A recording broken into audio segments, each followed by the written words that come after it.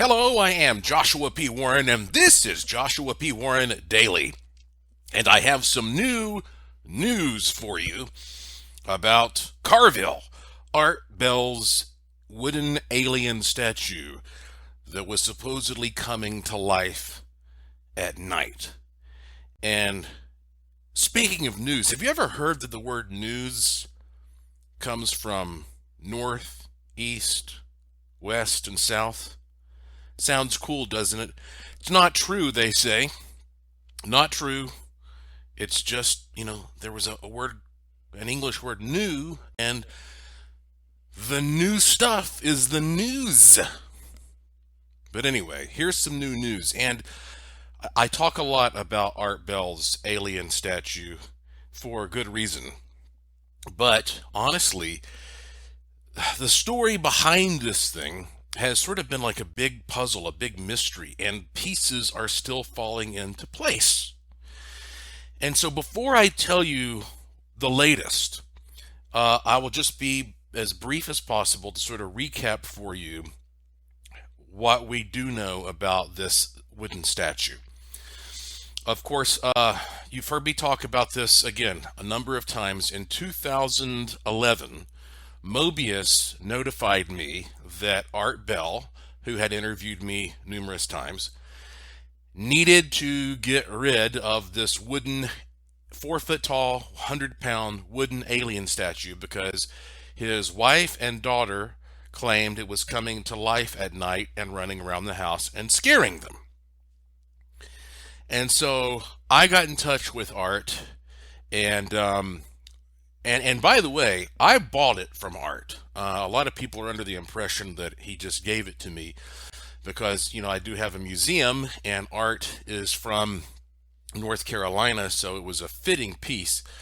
But I did pay him for it and made arrangements to have this picked up.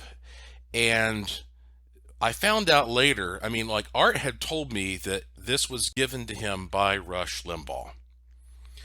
And in fact, when my friend Jim Castle, who is a producer director in LA, went on my behalf and picked up Art's statue there, Art had Jim come into his house and was a great host, and Art got down on his hands and knees and signed the base of the statue while Jim was photographing. And then Art also sent the statue along with a handwritten note, which I have in front of me right now, because I had a copy of this on display next to Carville in the Asheville Mystery Museum for almost 10 years. But the original I've always kept in my own private vault, and I have the original in my hands right now. I haven't even looked at this original in years. It's dated August the 13th of 2011. Again, all written in Art Bell's hand, mainly in caps. It says, "To all, this alien statue was in the studio of Rush Limbaugh at WABC in New York City. Rush gave it to me at a radio and records convention. He has been in my studio since the early O's, aughts, or whatever. I hope you enjoy his company, Art Bell." So there are numerous pictures of Art with this thing, both in his studio. There's a webcam shot of him with Carville from 2001 in the studio. And of course, Art said, "Rush gave this to me," and the story was that Rush had named the alien Carville because that he thought the alien looked like James Carville, the Democratic political pundit, and so Rush would jokingly refer to the statue as Carville. So I knew that much, and then Vance Pollock, Sherlock Pollock, he years later was able to track down the guy who made Carville. Darren Hussey is his name, and of course I interviewed him and replayed that interview for you recently on this podcast.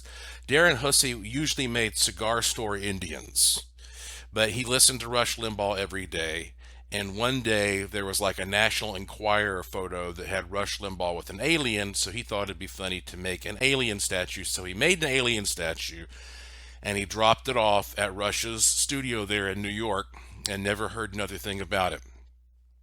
So he had no idea that it had even really been accepted and then transferred from Rush to Art. So we know for a fact, we know who made it, we know how he made it, we know he dropped it off at Rush's studio, and the next thing you know, boom, we know that Art Bell has it. And Art's saying, I got it from Rush, and it's named Carville, and it's, by the way, coming to life at night. So after I acquired the statue and put all the pictures and all the provenance around it, so it sat there in the Asheville Mystery Museum for, almost 10 years. And just this month, the Mystery Museum is no more. It has closed down because of, as you know, the building has flooding and all kinds of structural issues that are having to be dealt with. And so as we speak, Carville and some of the other featured pieces from the Asheville Mystery Museum are on a truck heading to Las Vegas. And they will be kept in a very secure place until I am ready to put Carville the alien on display for one night only, which will be May 29th, 2020, for the very first night of my conference called Finding Your Magic 2, How to Hack Reality Through Lucid Living. This is going to be my last conference that I ever produce for the rest of my life, because I don't have time to produce conferences anymore. So this is a very special night, and on May 29th we're going to have our meet and greet, and we're going to have a party basically, and Carville's going to be there. So if you want to be a part of that, go to youwillmanifest.com and click the link at the top to see the information about the event and whether or not we're sold out. It'll either be green saying available or red saying sold out. I don't know what the latest is, but youwillmanifest.com. So in the meantime, I figure, I'm going to be putting Carville back on display here in Nevada, which is interesting because that's where that's where Art lived. I mean, Art lived in Pahrump, right down the road here next to Las Vegas. And it never occurred to me that when 10 years ago Carville made the journey east, that he really wanted to turn around and go back west. He wants to come back home to where Art was. And so I figured, okay, before I put him on display out here, I really want to dig more into the details of his story, of find out even more about the connection between Art and Rush and all that, because you have to realize something. Art Bell had won many awards in his life, including being inducted into the Radio Hall of Fame. And he said he got this as a gift from Rush Limbaugh, who also has been inducted into the Radio Hall of Fame. And just the other day, just recently, Rush was given the Medal of Freedom by President Trump, which is the highest civilian honor that a president can bestow. And so we have two very important figures. And again, whether or not you like their politics or their point of view is irrelevant. We have two extremely successful, influential broadcasters. Rush, who had or I guess has the #1 daytime show on the radio, and Art, who had the #1 nighttime show on the radio. They had this one common element, this statue. I mean, you're not going to go out there and find like a microphone that one guy passed to another or something like that. I mean, this is just such a bizarre, quirky thing that this even exists. And we know as much about it as we do. But these are two very significant individuals in American broadcasting history. And so to have this, I mean, it is important to try to learn as much about it as you can. And Rush Limbaugh recently announced that he has been diagnosed with cancer, and so it's even more pressing than ever to try to see if we can learn as much as we can about the history of Carville. So I've been kind of hesitant to do this for a while because George Norrie, even though he and I are good friends and we've worked together on every type of project you can imagine, TV shows, plenty of radio interviews and projects and experiments and live events and all, he's a very, very busy guy. I don't know how he keeps the schedule that he keeps. Just his normal schedule would exhaust the average person, but then when he's not working his normal schedule, he's flying off and doing other things. So he's a very, very busy guy. So I'd been hesitating to ask George if he could help me get more information about this, because I wanted to make sure that I wasn't taking up too much of his time. I got to tell you something. George Norrie, as soon as I wrote him and said, I'm trying to get more information on the story of Carville and any kind of information I can get from Rush Limbaugh, because I don't have a direct line to Rush Limbaugh, and I did actually write a message through his website trying to get some information, and I didn't get anything. And so, but who knows how many fans are writing through the website.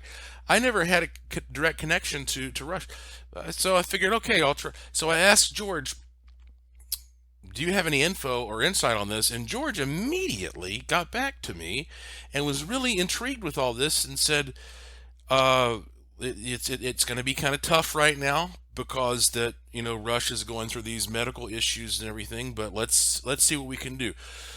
So George started contacting people in the industry, and right off the bat, his producer Lisa Lyons said, yeah, I remember when this was given to Art. It was at a radio convention. It was at a hotel in Marina Del Rey, California, and she remembered it distinctly right off the bat. But George had contacted a man named Craig Kitchen. And Craig Kitchen, I don't know if he still is, he probably still is, the chairman of the National Radio Hall of Fame.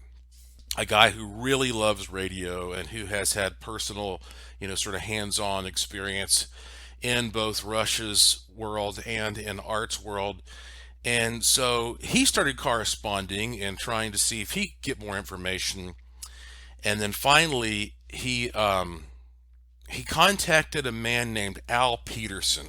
And to be honest with you, I don't know who all these names are, but obviously these are people who are very involved at the highest level of the radio business.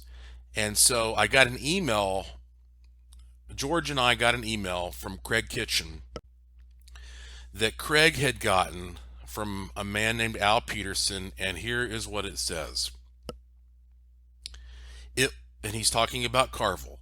The statue. It was given to Art by Randy Michaels at the R&R Talk Radio Seminar, TRS they called it, in 2001. Art made his first industry appearance at TRS after returning as host of Coast to Coast. The appearance was a live one-on-one conversation with Matt Drudge that took place in the Pacific Room at the Marriott in Marina Del Rey. The date when Art received the alien from Randy was Saturday, March 10th, 2001. He goes on to say Art's appearance was to be followed by a session hosted by Randy, who was then the Clear Channel CEO.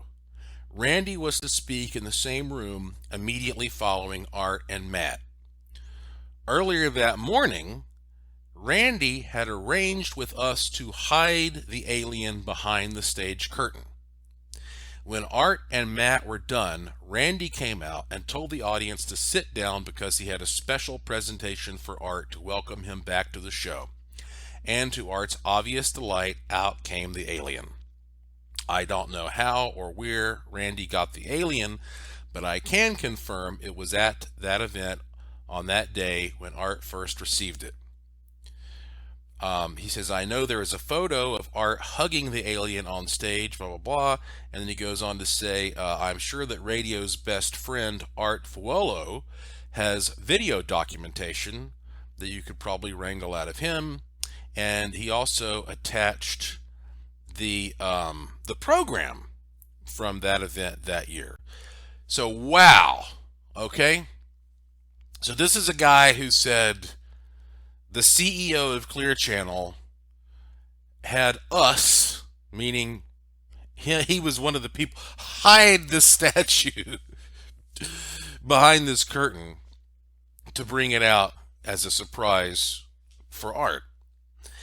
And so guess what I did? I sent that information to Vance Pollock. And Vance lit up like a light bulb, and he goes, okay, now I know exactly how to look for this date and this location. And in less than 24 hours, Vance had found photographs online that none of us had ever seen before of Art receiving Carville. And it's exactly as Al Peterson described. So Art was sitting on stage with Matt Drudge and, doing a conversation on stage. And then obviously, right as their session ends, that was when the Clear Channel CEO, Randy Michaels, said, here you go, here's a surprise. And when you look at the pictures that Vance found, they're archived on Art Bell's website, artbell.com, which it's now been updated, but believe it or not, Vance was able to access that archive through the Wayback Machine. And not only do you see pictures of Art there with Matt Drudge, but it actually says on Art Bell's website as a part of the picture, and I'm looking at the pictures right now, it actually says there on the website, Art receives the famous alien from Rush Limbaugh. Art receives the famous alien from Rush Limbaugh. So, here's what we have. Here's what we know. We know Darren Hussey made this alien and dropped it off at Rush Limbaugh's studio at WABC in New York. We know that on March 10th of 2001, at the Marriott there in Marina del Rey, at the R&R conference, let's see, the R&R Talk Radio Seminar, that Randy Michaels, the CEO of Clear Channel, brought this out and gave it to Art while Art was on stage with Matt Drudge. Then we fast forward 10 years later, and now we have Art Bell saying this thing is coming to life and it's got to go, and gives me a handwritten note saying this was in the studio of Rush Limbaugh at WABC in New York City. The provenance here is as well established as it gets. It was done publicly. There were lots of people. The only thing that I'm missing right now that I think would just really just sort of complete this whole thing, I'd just like to have some kind of a statement from Rush Limbaugh. Just an email, just one sentence or two sentences or three sentences, just with his point of view on like whatever he wants to say, just whatever he wants to say, but him saying something about this alien. I mean, after all, he named it Carville, and maybe about like why he sent it to Art or how he sent it. Just something. Just I don't have anything that directly has come from Rush Limbaugh. And so, um, again, it's a tough time for him right now. So I don't know if we're going to get anything, but it's pretty exciting to have these new images and to have all these people who were there and in the business give us this new insight. And so if you want to see these pictures that I've been talking about that I'd never seen before until just, a day or so ago, you got to go to my Twitter account at Joshua P. Warren. If you just get on Google and type in Joshua P. Warren Twitter, it'll take you there. And I'm going to post them there. Or if you're on our Facebook page, we have a Joshua P. Warren's Daily Podcast Facebook page. I'll put them there for you as well.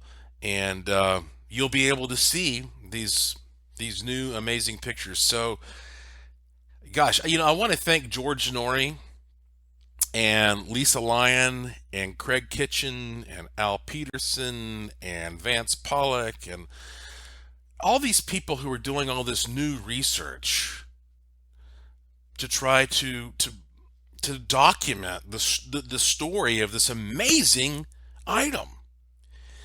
And I just am privileged that I am the current owner of this statue. I don't know what the future holds, but I know this statue is going to be around long after I'm gone. And so I don't know where it ultimately will belong, but it belongs somewhere really special. I mean, this would make a perfect little addition there to the Smithsonian Institution, where it is encased in glass and secured properly for forever. But how exciting is that, to know that a lot of mysteries that we encounter in life are never going to be solved. They're just too abstract or ephemeral or whatever.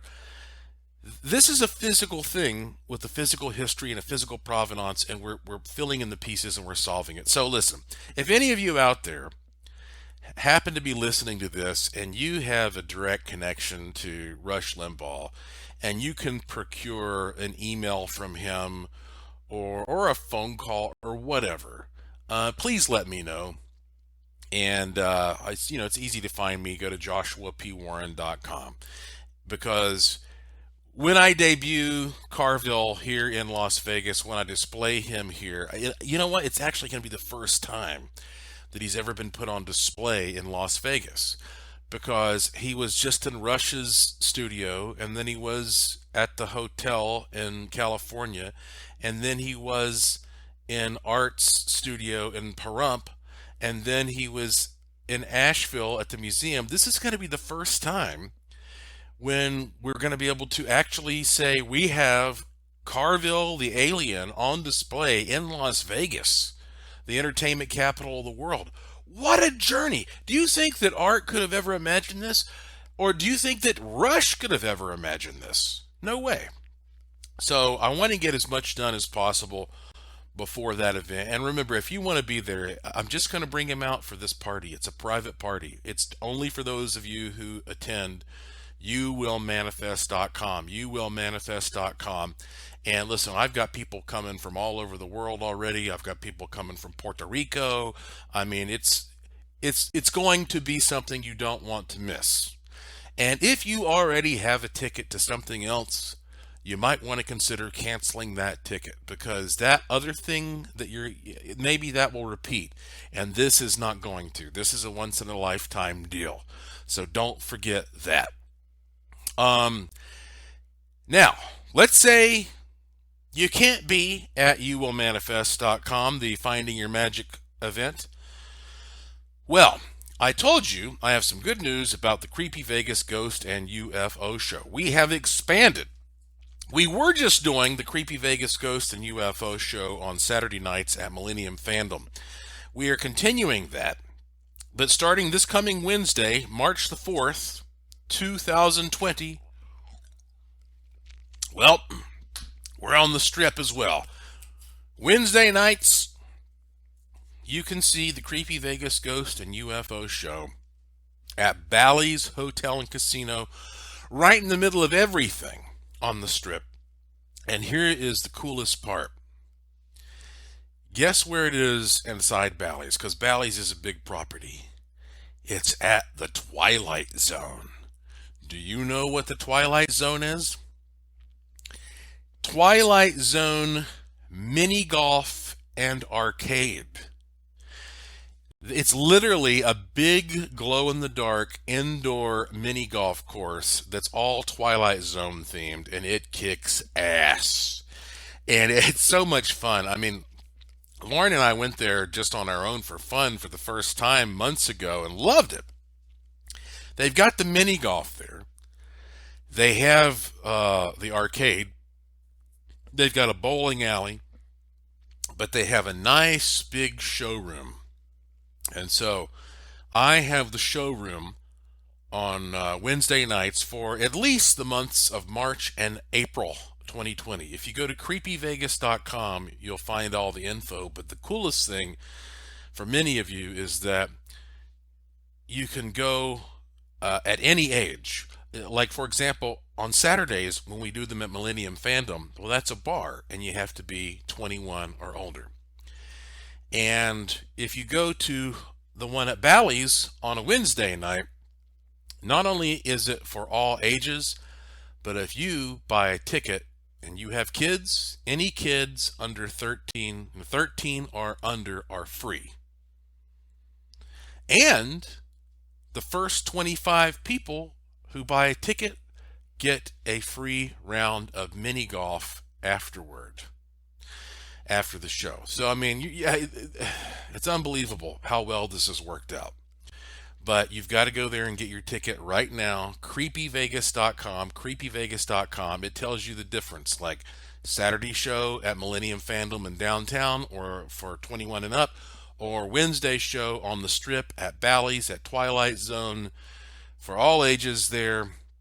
And you'll have all the information that you need to figure out what you want to do if you're going to be in the Vegas area. And trust me, Vegas can be a very expensive place. You will not have a more enjoyable experience for your money. I guarantee you that. The money that you spend, it's ridiculous how affordable Creepy Vegas is compared to other things to do here in Las Vegas. So go to creepyvegas.com. Maybe I'll see you even this coming Wednesday. As a matter of fact, we have the Creepy Vegas show going on tonight. I couldn't make it to this one. I can't personally make it to every one that we do, but I will certainly be there on March 4th at Bally's for that one. So anyway, thought you'd enjoy that update on things, and I have a feeling there's more to come, that the story is not completely told just yet. So stay tuned, and just remember, if you go to joshuapwarren.com, you'll find a lot of interesting stuff to explore, pictures, video clips, a lot of great free content. You can find the Curiosity Shop there that's full of things you're not going to find anywhere else in the world. But while you're clicking around, be sure to click the link to this podcast. It's always short, always free, commercial-free, independent, uncensored. It's called Joshua P. Warren Daily. And when you click that link, you can subscribe through various means, or just follow me on Twitter, at Joshua P. Warren, at Joshua P. Warren, and I will usually tweet when a new one is available. So, thank you for listening. Thank you for your interest and support. Thank you for staying curious. And I will talk to you again soon.